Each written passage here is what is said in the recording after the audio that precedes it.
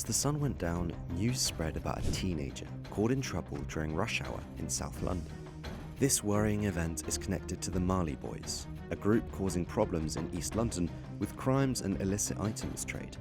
It's alarming that kids as young as 13 are being pulled into this dangerous situation, sometimes with lethal knives. How did London's streets become so dangerous, and what caused the teenagers to pick up arms? This is the story of a teenage gang that haunted London's streets. In 2015, the Marley Boys burst onto the scene in East London, emerging from the remnants of the Beaumont Crew Gang. The Beaumont Crew Gang was a notorious gang in East London, known for its involvement in drug trafficking and violent clashes. They operated mainly in Leighton and Walthamstow, controlling these areas with an iron fist. The gang was deeply involved in the local drug trade, making substantial profits from selling illegal substances. This money helped them maintain their power and attract new members, often teenagers, by promising them money and a sense of belonging. The Beaumont crew wasn't just about making money, they were also known for their violent tactics. They didn't hesitate to use weapons, including guns, to protect their territory and intimidate rivals. This violent reputation made them one of the most feared gangs in the area. However, by 2015, internal conflicts began to tear the gang apart. Some younger members, eager to establish their own identity, broke away to form the Marley Boys.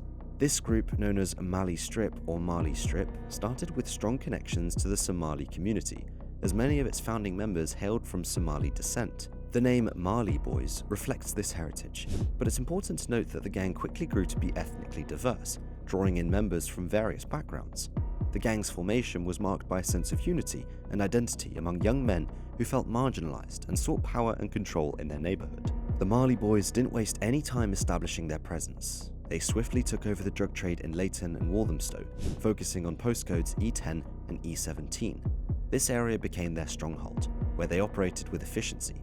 The gang's business acumen was evident from the start, as they managed to generate an estimated £50,000 per week from their drug dealings. This income came primarily from the sale of Class A drugs, which they controlled with an iron fist, often resorting to extreme violence to maintain their dominance. In fact, violence was a hallmark of the Marley Boys' operations. They were known to carry and use a range of weapons, including knives and firearms. The gang's reputation for brutality was solidified by a series of violent incidents, including stabbings and shootings. These acts of violence were not just random outbursts, they were often strategic moves to intimidate rivals or settle scores. For instance, in one of the early violent clashes, a member of the Marley Boys was squirted with acid, a clear indication of the lengths to which these young men were willing to go to assert their dominance. In East London, they targeted a young woman who was simply walking home. The gang, always suspicious and eager to maintain control, believed she might have been associated with a rival group that threw acid at one of their gang members. Without any warning, they surrounded her, demanding information and threatening her with a knife. When she insisted she had no connections to any gang, they assaulted her, leaving her shaken and injured. But while violence was the trademark of the Marley Boys, they also operated with a level of secrecy and organization that set them apart from other gangs. Unlike many gangs that flaunt their activities on social media, the Marley Boys preferred to stay under the radar, even using old-school Nokia phones to avoid police surveillance. This level of discretion allowed them to operate with a degree of impunity, further entrenching their control over the local drug trade and spreading fear amongst residents. Not only that, but the Marley Boys' dominance was not achieved in isolation. They were strategic in forming alliances and consolidating power by subsuming smaller gangs. Notable among them were the groups like Drive and Marlow, DM, Boundary, Coppermill, and Stonydown. By bringing these smaller gangs under their banner, the Marley Boys not only expanded their reach, but also solidified their control over the drug trade and other criminal activities in the area. This consolidation of power made them a formidable force, capable of coordinating large-scale operations and enforcing strict control over their territory. However, the rise of the Marley Boys did not go unchallenged. They found themselves in a fierce rivalry with the Priory Court Higham Hill Gang. A series of violent encounters, including stabbings, shootings, and acid attacks, marked this rivalry. The conflict was not just about territorial control, it was also deeply personal, with each side seeking revenge for perceived slights and losses. The animosity between the two gangs escalated the violence in the area, leading to numerous casualties and a heightened sense of fear amongst residents. The turf wars between the Marley Boys and their rivals often spilled over into the streets, making everyday life dangerous for anyone caught in the crossfire. the Marley Boys wanted complete domination over the local drug trade. This gang wasn't just selling small amounts of drugs on the street. They had a well-organized operation that brought in a staggering £50,000 per week. Their dominance in the area was unchallenged, as they controlled the supply of Class A drugs, including heroin and coke. The gang members were deeply involved in every aspect of the trade, from sourcing and distribution to sales. This lucrative business not only fueled their wealth, but also financed their violent enforcement tactics, ensuring that no one dared to challenge their authority in the drug market. And boy, did they set an example. One of the most shocking incidents was the hit on Joseph Williams Torres on March 14, 2018. This tragic case was a result of mistaken identity. Joseph was not a gang member, but the Marley Boys, in a fit of retaliation, shot him dead, believing he was associated with a rival group. This killing was part of a broader wave of violence that escalated after the murder of Elijah Dornelli, a member of the Marley Boys.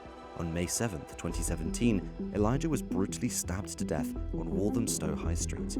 The incident occurred in broad daylight, around 11:30 a.m., shocking the community and highlighting the escalating violence in the area.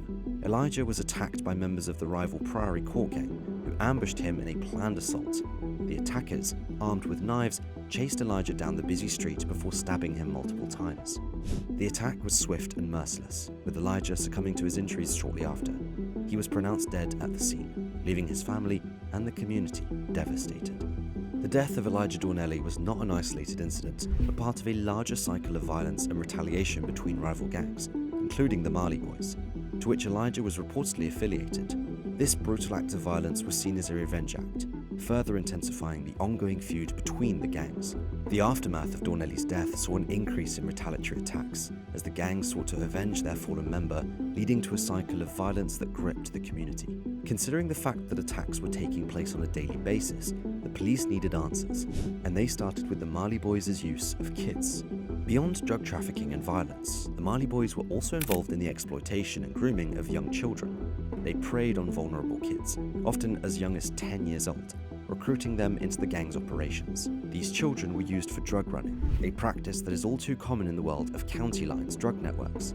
The gang leaders would lure these children with promise of money, protection, and a sense of belonging. Once recruited, these young members were often exposed to the gang's violent lifestyle, further entrenching them in a cycle of crime and exploitation. The law eventually caught up with the Marley Boys, and a series of legal crackdowns began to chip away at the notorious reign over East London. One of the most significant arrests was that of Hamza Uihak, a key figure within the gang. Hamza was involved in several brutal crimes, but it was his role in 2 hits that finally led to his downfall. The first was the cold-blooded killing of Qasem Mokran on December 16, 2017. This was a retaliatory attack, part of a vicious cycle of violence between the Marley Boys and their rivals.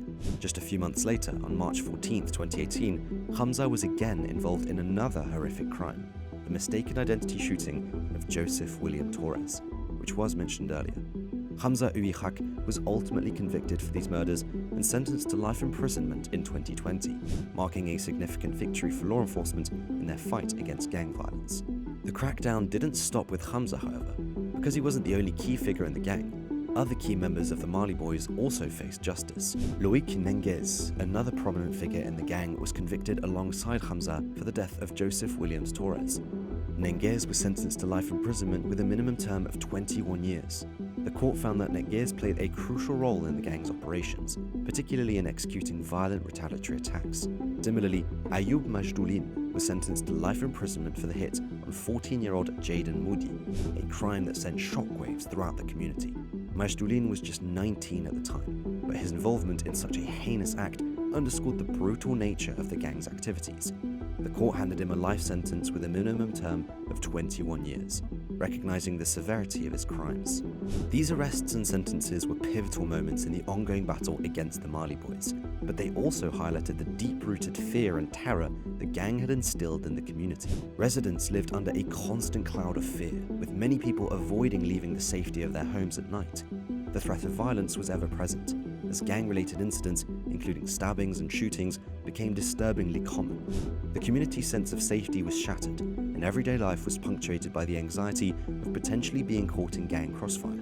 Illegal actions against the Marley Boys were not just about punishing the guilty, but they were also about restoring a sense of peace and security to a community that had been terrorized for too long. The impact of the Marley Boys extended beyond just their immediate victims. Families worried about the safety of their children, especially with the gang's notorious history of grooming young recruits. The streets of Leighton and Walthamstow, particularly Valentin Road, became synonymous with gang violence and criminal activity. The presence of the Marley Boys turned these neighborhoods into places of dread, where even the simple act of going to the store could feel like a risky endeavor. The arrests and subsequent convictions of key gang members like Hamza Uihak, Loic Nengeze, and Ayoub Majdoulin were crucial steps towards dismantling the gang's grip on the area. The persistence of the Marley Boys' criminal activities underscores a troubling reality. Although the gang's infrastructure and influence have been reduced with the authorities' crackdown, Marley Boys still exists. Even with many leaders behind bars, the gang has managed to maintain its operations throughout 2021 to today, largely through the involvement of younger members and new recruits. The drug trade, which has been a primary source of income for the gang, continues to thrive, with reports indicating that the Marley Boys still generate substantial profits. In response to the ongoing threat posed by the Marley Boys, both law enforcement and community leaders have stepped up their efforts to combat gang activity and protect vulnerable youths. The police have increased patrols in known hotspots and have launched several initiatives aimed at disrupting the gang's operations. These efforts include targeted raids, surveillance operations, and increased cooperation with other law enforcement agencies. The goal is not only to arrest and convict gang members, but also to dismantle the networks that support their criminal activities. Despite these efforts, the fight against the Marley Boys and similar gangs is far from over.